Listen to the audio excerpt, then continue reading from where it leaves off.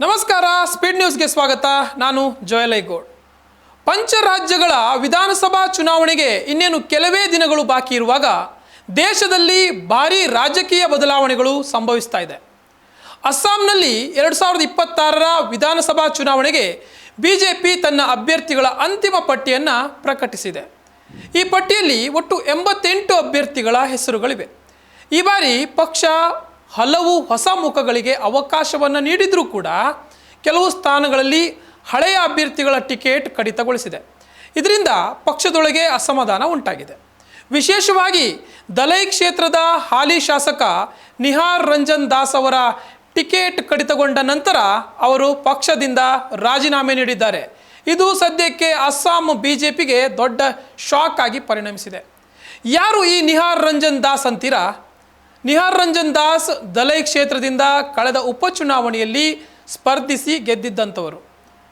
ಲೋಕಸಭಾ ಸದಸ್ಯ ಪರಿಮಳಾ ಶುಕ್ಲ ವೈದ್ಯ ಅವರು ಲೋಕಸಭೆಗೆ ಆಯ್ಕೆಯಾದ ನಂತರ ದಲೈ ಕ್ಷೇತ್ರಕ್ಕೆ ಬೈ ಎಲೆಕ್ಷನ್ ನಡೆದಿತ್ತು.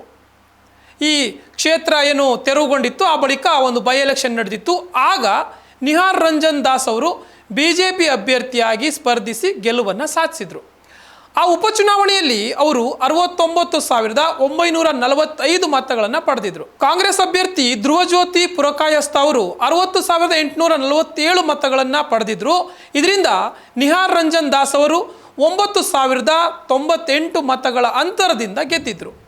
ಆದರೆ ಈಗ ಬಿಜೆಪಿ ಅಂತಿಮ ಪಟ್ಟಿಯಲ್ಲಿ ದಲೈ ಕ್ಷೇತ್ರಕ್ಕೆ ನಿಹಾರ್ ರಂಜನ್ ದಾಸ್ ಅವರ ಹೆಸರನ್ನು ಕೈಬಿಡಲಾಗಿದೆ. ಹೀಗಾಗಿ ಟಿಕೆಟ್ ಕಡಿತಗೊಂಡ ನಂತರ ಅವರು ತೀವ್ರ ಅಸಮಾಧಾನವನ್ನು ವ್ಯಕ್ತಪಡಿಸಿದ್ದಾರೆ. ಜೊತೆಗೆ ರಾಜೀನಾಮೆ ನಿರ್ಧಾರವನ್ನು ಕೂಡ ಮಾಡಿದ್ದು, ಕೊನೆಗೆ ರಾಜೀನಾಮೆ ಕೂಡ ಸಲ್ಲಿಸಿದ್ದಾರೆ. ನಿಹಾರ್ ರಂಜನ್ ದಾಸ್ ತಮ್ಮ ರಾಜೀನಾಮೆ ಪತ್ರವನ್ನು ಕೂಡ ರಾಜ್ಯ ಬಿಜೆಪಿ ಅಧ್ಯಕ್ಷ ದಿಲೀಪ್ ಶೈಕಿಯಾ ಅವರಿಗೆ ಹಸ್ತಾಂತರಿಸಿದ್ದಾರೆ. ಪಕ್ಷದಿಂದ ಟಿಕೆಟ್ ವಂಚಿತನಾಗಿದ್ದೇನೆ ಅಂತ ಆರೋಪಿಸಿ ಅವರು ಬಿಜೆಪಿಯ ಪ್ರಾಥಮಿಕ ಸದಸ್ಯತ್ವಕ್ಕೂ ಕೂಡ ರಾಜೀನಾಮೆಯನ್ನು ನೀಡಿದ್ದಾರೆ. ಇದರೊಂದಿಗೆ ಬಿಜೆಪಿಯ ಅಸ್ಸಾಂನಲ್ಲಿ ಒಂದು ಟಿಕೆಟ್ ಉರುಳಿದಂತಾಗಿದೆ. ಒಂದು ಬಿಗ್ ವಿಕೆಟ್ ಅಂತಲೇ ಹೇಳ್ಬೋದು. ಇದು ಪಕ್ಷದೊಳಗೆ ದೊಡ್ಡ ಆಘಾತವನ್ನು ಉಂಟು ಮಾಡಿದೆ. ಬಿಜೆಪಿ ಈ ಪಟ್ಟಿಯಲ್ಲಿ ಹಲವು ಹೊಸ ಮುಖಗಳಿಗೆ ಅವಕಾಶವನ್ನು ನೀಡಿದೆ. ಅಸ್ಸಾಂ ಚುನಾವಣೆಗಾಗಿ ಮುಖ್ಯಮಂತ್ರಿ ಹಿಮಂತ್ ಬಿಸ್ವಾ ಶರ್ಮಾ ಅವರು ಬಿಲಕ್ಬರಿ ಕ್ಷೇತ್ರದಿಂದ ಮತ್ತೆ ಸ್ಪರ್ಧೆಯನ್ನು ಮಾಡ್ತಾ ಇದ್ದಾರೆ. ಪಕ್ಷವು ಹಲವು ಅನುಭವಿ ನಾಯಕರು ಮತ್ತು ಹೊಸ ಮುಖಗಳ ಸಮತೋಲನವನ್ನು ಕಾಪಾಡಿಕೊಳ್ಳುವಲ್ಲಿ ಒಂದು ಪ್ರಯತ್ನವನ್ನು ನಡೆಸ್ತಾ ಇದೆ. ಆದರೆ ಕೆಲವು ಸ್ಥಾನಗಳಲ್ಲಿ ಟಿಕೆಟ್ ಕಡಿತಗೊಂಡ ನಂತರ ಅಸಮಾಧಾನ ಹೆಚ್ಚಾಗಿದೆ. ಕೆಲವರ ಅಸಮಾಧಾನ ಇದೇ ರೀತಿಯಾಗಿ ಹೆಚ್ಚಾಗಿದೆ. ಅದರಲ್ಲಿ ನಿಹಾರ್ ರಂಜನ್ ದಾಸ್ ಅವರ ರಾಜೀನಾಮೆ ಇದಕ್ಕೆ ಒಂದು ಉತ್ತಮ ಉದಾಹರಣೆ ಅಂತ ಹೇಳ್ಬೋದು. ದಲೈ ಕ್ಷೇತ್ರವು ಅಸ್ಸಾಂನ ಕಚಾರ್ ಅನ್ನುವಂಥ ಜಿಲ್ಲೆಯಲ್ಲಿದೆ. ಇಲ್ಲಿ ಬೆಂಗಾಳಿ ಮತ್ತು ಇತರ ಸಮುದಾಯಗಳು ಹೆಚ್ಚಾಗಿವೆ. ನಿಹಾರ್ ರಂಜನ್ ದಾಸ್ ಅವರು ಈ ಕ್ಷೇತ್ರದಲ್ಲಿ ಬಲವಾದ ಬೆಂಬಲವನ್ನು ಹೊಂದಿದ್ರು. ಹಾಗಾಗಿನೇ ಚುನಾವಣೆಯಲ್ಲಿ ಗೆದ್ದಿದ್ರು. ಉಪಚುನಾವಣೆಯಲ್ಲಿ ಗೆದ್ದ ನಂತರ ಅವರು ಜನರ ಸೇವೆಯಲ್ಲಿ ತೊಡಗಿಸ್ಕೊಂಡಿದ್ರು.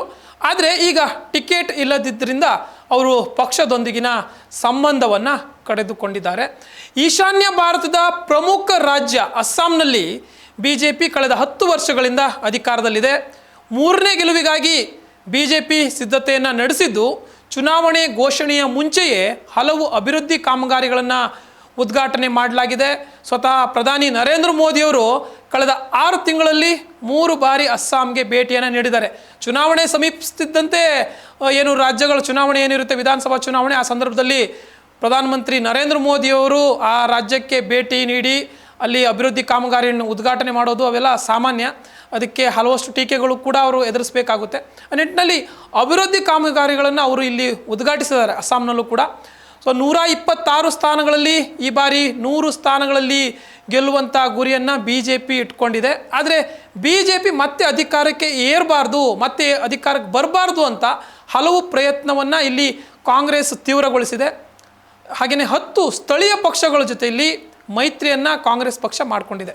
ಹೀಗಾಗಿ ಬಿಜೆಪಿಗೆ ಚುನಾವಣೆಯ ಮೊದಲು ಪಕ್ಷದಲ್ಲಿ ಒಗ್ಗಟ್ಟು ಮುಖ್ಯವಾಗಿದೆ. ಆದರೆ ಈ ಸಂದರ್ಭದಲ್ಲಿ ನಿಹಾರ್ ರಂಜನ್ ದಾಸ್ ಪಕ್ಷಕ್ಕೆ ಗುಡ್ ಬೈ ಹೇಳಿರೋದು ಕಮಲ ಪಾಳೆಯದಲ್ಲಿ ಚುನಾವಣೆಗೆ ಮುನ್ನ ಒಂದು ದೊಡ್ಡ ಹಿನ್ನಡೆ ಆದಂತಾಗಿದೆ.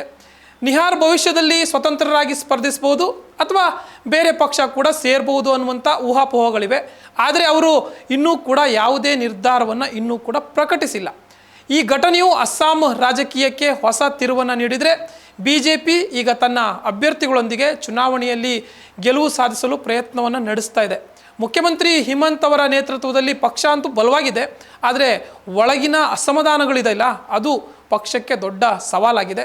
ಚುನಾವಣೆಯಲ್ಲಿ ಮತದಾರ ಪ್ರಭು ಯಾರಿಗೆ ಜೈ ಅಂತಾರೆ ಅನ್ನೋದನ್ನು ಕಾದು ನೋಡಬೇಕಾಗಿದೆ. ಇದಿಷ್ಟು ಈ ಕ್ಷಣದ ಅಪ್ಡೇಟ್. ಇನ್ನಷ್ಟು ಅಪ್ಡೇಟ್ಗಳಿಗಾಗಿ ನೋಡ್ತಾ ಇರಿ ಸ್ಪೀಡ್ ನ್ಯೂಸ್. ಸುದ್ದಿ ನಿಮ್ಮದು, ವೇಗ ನಮ್ಮದು.